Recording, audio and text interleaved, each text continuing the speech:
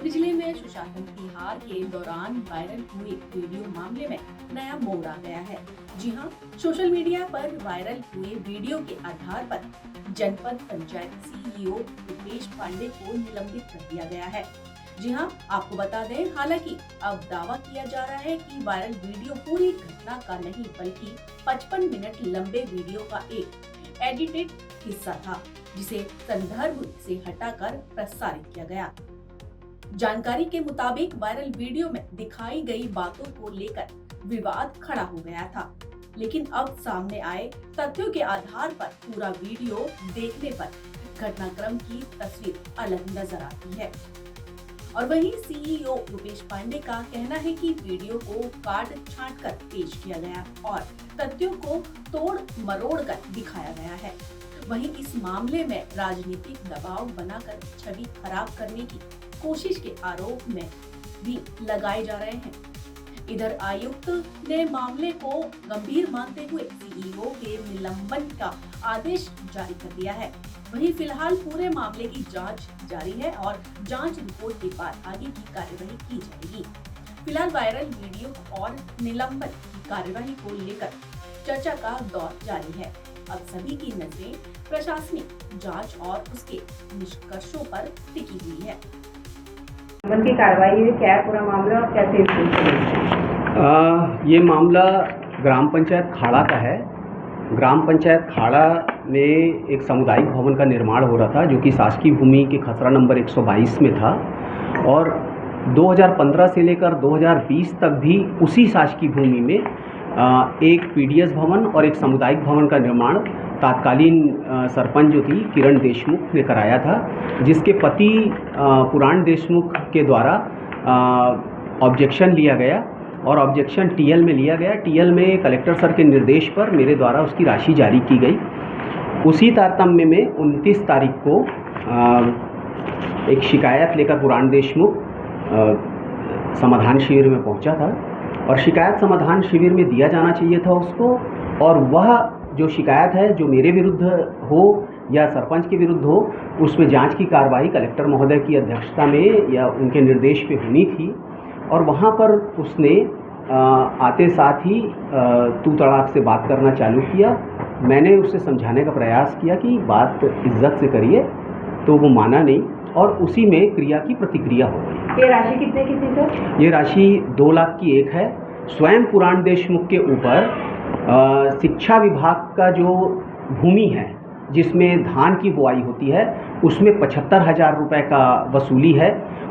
पंचायत के मद से 40,105 रुपये की वसूली उसकी पत्नी किरण देशमुख के ऊपर है।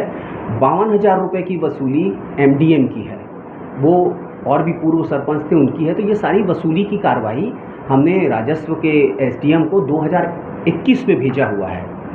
आज तक उसकी वसूली नहीं हो पाई है धारा 92 में, और ना ही वसूली की जा रही है उसमें। सर, ये राशि कब की थी और कब तक इसको? ये राशि 2015 से लेकर 20 तक की थी और अनुविभागीय अधिकारी राजस्व दुर्ग के न्यायालय में ये अभी लंबित है और उन्हें ही वसूल करना है। 16 मई का एक लेटर वायरल हो रहा है जो विधायक जी के द्वारा लिखा गया है, उसको कैसे देखते हैं? देखिए, 16 मई 2026 को विधायक जी ने माननीय मुख्यमंत्री जी से किसी और की पदस्थापना के लिए दुर्ग जनपद में निवेदन किया है और पुराण देशमुख जो है वो भी भारतीय जनता पार्टी के अंडा और निकुम के महामंत्री हैं और विधायक जी भी भारतीय जनता पार्टी के हैं, तो कुछ भी हो सकता है इसमें। ये षड्यंत्र के तहत ही हुआ है, अन्यथा मेरे द्वारा जो कमिश्नर साहब के द्वारा मुझे जो कारण बताओ नोटिस जारी किया गया था और मेरे द्वारा जो जवाब दिया गया है, जिसकी प्रति आपको मैंने उपलब्ध कराई है, उसका अवलोकन करेंगे तो आपको खुद समझ में आ जाएगा कि इसमें बलि का बकरा मुझे बनाया गया है। कितने साल की नौकरी हो गई और ये क्या मानते हैं? ये मेरे 28 कारण था कि आपको भी अपोजिट से आपको भी अपने शब्द को कड़े कर। ये मेरे 28 साल की नौकरी है और 28 साल की नौकरी में मैंने कई जन समस्या निवारण शिविर, समाधान शिविर मैंने देखा है। उस दौरान इस 28 साल की नौकरी में कोई भी व्यक्ति ये आरोप नहीं लगा सकता कि मैंने पब्लिकली किसी को कोई अपशब्द कहे हैं। यहाँ पर बात इसकी है कि यह शिविर आम जनता के लिए है, आम जनता का तात्पर्य आम जनता, जनप्रतिनिधि, निर्वाचित जनप्रतिनिधि, और संगठन के लोगों का कार्य संगठन को आगे बढ़ाना है, ना कि आम जनता की बात को इस प्रकार से प्रस्तुत करना। और मैं भी एक अधिकारी हूँ और एक मानव भी हूँ। मेरा भी स्वभाव है कि मेरे को भी तब तक सहन करना है जब तक मेरे विरुद्ध कुछ ऐसा अमर्यादित असम्मानजनक शब्द ना हो। उसने असम्मानजनक और अमर्यादित शब्दों का प्रयोग किया तो क्रिया की प्रतिक्रिया हो गई। इस निलंबन को लेकर आप कहीं चुनौती देंगे या क्या आगे के? निलंबन तो दंड है नहीं, निलंबन दंड नहीं है, लेकिन फिर भी इसको चीफ सेक्रेटरी को मिलके, और चूंकि मैं संघ का पदाधिकारी हूँ, मैं जिला राजपत्रित अधिकारी संघ का अध्यक्ष हूँ, प्रदेश राज्य ग्रामीण विकास संघ का मैं सचिव और मीडिया प्रभारी हूँ, तो निश्चित रूप से अगर मेरे पदाधिकारी होने के बाद मेरे साथ अगर ऐसा होता है तो मेरे बाकी जो सीओ हैं, एडीओ हैं, डीओ हैं, उनके साथ क्या होता होगा। मैं नंद कुमार साहू ग्राम पंचायत खाड़ा का सरपंच वर्तमान में हूँ, और इसके पहले 2 बार और सरपंच रह चुका हूँ, और मेरा पत्नी भी 2 बार वहाँ सरपंच रह चुकी है। अभी एक मामला आ रहा है जहां बहसबाजी की बात आ रही है, जिसको लेकर निलंबन तक की कार्रवाई कर दी गई है। क्या कुछ कहना चाहेंगे वो बुरान साहू के बारे में? किस प्रकार के वहाँ विवाद हैं उसको लेकर? विवाद तो सर एक सामुदायिक भवन खाड़ा में स्वीकृत हुआ था, वही पूर्व सरपंच था, मेरी पत्नी थी फुल्लीबाई साहू उस समय में, जिसको बनाने के लिए हम चालू किए थे उसी टाइम। तो नेव जब निकाल रहे थे तब ना पुरान देशमुख कलेक्टर में जनदर्शन में दिए थे कि यह स्कूल के भवन में बन रहा है। कलेक्टर महोदय को मैं भी ये दिया, आवेदन दिया कि जो बन रहा है वो गांव के लिए बन रहा है। उससे निवेदन किया तो वो बोली मैडम मेरे को जनदर्शन में कि वह स्कूल की ज़मीन हो चाहे कोई सरकारी ज़मीन में बन रहा है और गांव के हित में बन रहा है तो उसको तुम बनाओ, रोकेगा कौन कहकर। तो मैंने वहाँ नेव निकाल कर नेव पिंड तक निकाल दिया, ए लेवल में ला दिया। कौन आपत्ति कर रही थी? पुरान देशमुख क्या वाला आपत्ति कर रही थी? वो कहता है कि वो स्कूल की ज़मीन में बना रहे हो, जबकि उसके पहले भी उसका बाई सरपंच थी 15 से 20 में। तो ना वहाँ पर वो 2 भवन बनाया है, एक पीडीएस का भवन बनाया है और एक सामुदायिक भवन बनाया है। उसके बगल से का मामला खिलाफ में उसके खिलाफ में ये था सर कि वो पंचायत का जो पैसा चार्ज देते हैं उस टाइम 42,000 कुछ रुपया निकला था, उसके वसूली के लिए हम लोग लिखते थे। दूसरा था स्कूल का जो ज़मीन बच्चों के हित में उनके उपयोग के लिए गांव के लोगों के पास बेचा जाता है, उसी समय वह ज़मीन 2 एकड़ है, उसमें 75,000 प्रति वर्ष के हिसाब से 3 वर्ष के लिए लिया था। 25,000 एक वर्ष के हिसाब से 3 वर्ष के लिए 75,000 में लिया था। उसका राशि वह स्कूल फंड में जमा नहीं किया, और एक वो शिक्षक को चेक भी दिया था जो बाउंस हो गया। उसके बाद में जब गांव वाले बोलते हैं, स्कूल के समिति वाले बोलते थे, तो उनका साफ कहना था कि तुमको जो करना है करो, मैं नहीं दूंगा, और वो आज तक वो जमा नहीं किया है। मध्याह्न भोजन का 112 क्विंटल चावल और 52,000 रुपये की भी बात आ रही है साहब। वो उसके पूर्व सरपंच का है। 102 क्विंटल चावल और 52,000 रुपये, वो 5 से 10 में सरपंच था, उसी या 2000 से 2005 में सरपंच था। उसका जो रिकवरी है वो है सर, वो दूसरे सरपंच का है।